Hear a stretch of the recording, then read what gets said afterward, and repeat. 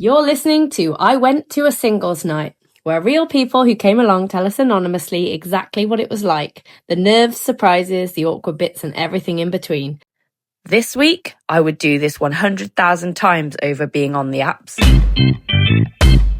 So we have just finished our Traitors for Daters event, and I am joined by one of the gentlemen who attended the event just to ask him how he got on. So how did you find the afternoon? Yeah, I really enjoyed it. This is my first time doing anything like this. As an introvert, I don't like focus being on me too much and stuff. So that was something that I probably wrestled with at the beginning and slight nerves. But I will say, just like with the speed dating event, once it kind of got into it a bit more, certainly by halfway through the first game, I started to warm up to it, and definitely by the end of the first game into the second round, I was looking forward to the rest of it, and yeah, it was really good. And what do you think of Traitors for Daters as a concept for meeting single people for dating? Yeah, I mean, I know you based it partly on the TV show that I've never watched, and the game Wells, which I vaguely remember hearing about. I was about to say many moons ago. What a bad joke that is. But yeah, I think it's. I mean, for me, because I'm not into like discos or karaoke or stuff like that, which I know is popular. A lot of people, it's kind of like love or hate, and I'm really not into that. But I do like meeting people, and I do like socialising in certain situations. And something like this is kind of akin to the speed dating in that, all right, obviously you're not sitting there talking one-to-one, but you're in a group setting and obviously getting to gauge people and like how they come across, and then certainly during intervals when you're speaking to people as well. So although it's not like, I guess, extremely personal per se, I think it's a sort of a good fun activity, and I think it's quite sort of a broad appeal to it, because like again with something like a karaoke or disco, they really are for people like that. And I know you said to me about them. I said at the beginning when I joined, I said that's just not No. it really isn't. I would be that person in the corner leaving early.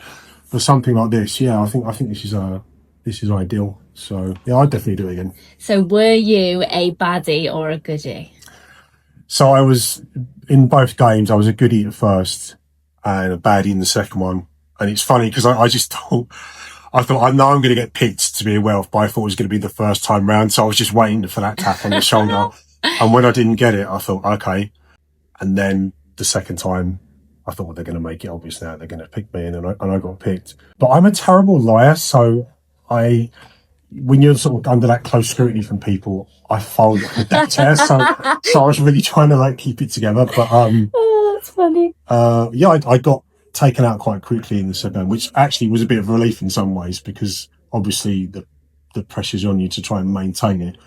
Yeah. I won't mention the guy's name, but obviously the guy who won, and like, I mean, he was brilliant at it. I thought, oh my god, like that's someone you definitely want. He flew under the radar, didn't he? He really did. I mean, put it this way: when I was a werewolf and was having to look around, I actually forgot there were a couple of people. I remembered a couple, and I was like, who are the others? I can't remember. And I forgot that he was one of them until I thought, oh yeah, he's one of them, isn't he? So, but yeah, no, it was. Yeah. So you had an experience of being a goodie and a baddie, so you've seen it from all sides. So if somebody's feeling a bit nervous about dating, what would be your advice for them?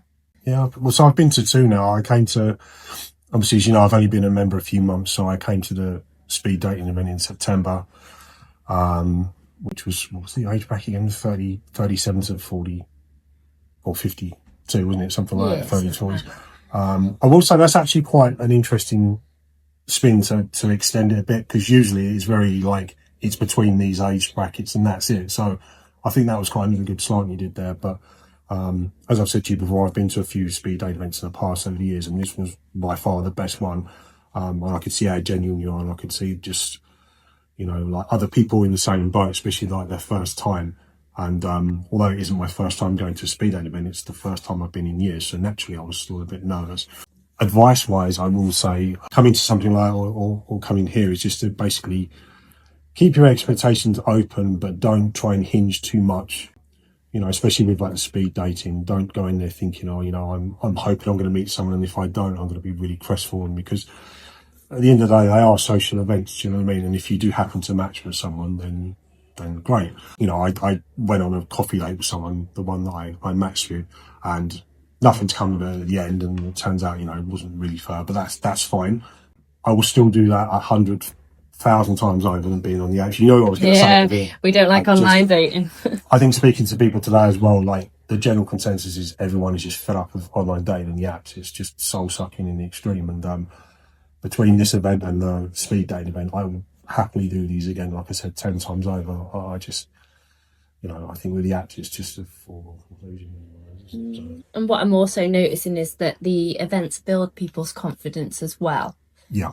So I think that's like an added bonus. And then like today even, we had a few people in the room, didn't we, who know each other now from other events and they've become friends. So it's more than dating. Yeah. Yeah, I was speaking to one guy who said, "Oh, have you been here before with another like female member?" Because they obviously seem to know each other. And he said, "Yeah, they've done this before." And I think a few people know each other in real life through, I think, various social circles. Someone was saying that someone else's kids goes into their shop, barber and that, which is cool, isn't it? So I myself am really new to the group, and I don't really know anyone around Telford, even though I've been here a long time. So I'm I know kind of in the group with certain people, but it's good to put like faces to names as well, which I did today. You're in my Facebook group, aren't you, which anyone can join. We have a bit of fun in there, don't we? Yeah, I like to be quite vocal on there, but for all the right reasons, often, yeah. I just know for me, like, I find it encouraging if I see other people, give positive reviews or say why they like the events and that. So I just try to, to do it myself, because I'm being honest as well. Do you know what I mean? And likewise, if I had criticisms, I would say. But I think so far you've really cultivated a good group of people in such a short time. So, just onwards and upwards. Yeah, definitely. Well, thank you so much. Sharing that will help other people to have the confidence and the faith in us to be able to come along to future events. So I appreciate your time. Oh, you're more than welcome. And thank you for all that you do. And, I just hope you keep going from strength to strength, because I think you're doing something really positive and worthwhile, certainly for Telford. Because, like I said, I've been here a long time and there really hasn't been anything. There's not really still that much in terms of, things that are quite broad reaching as well. So, thank you. Well, you and the people of Shropshire are very welcome. Thank you.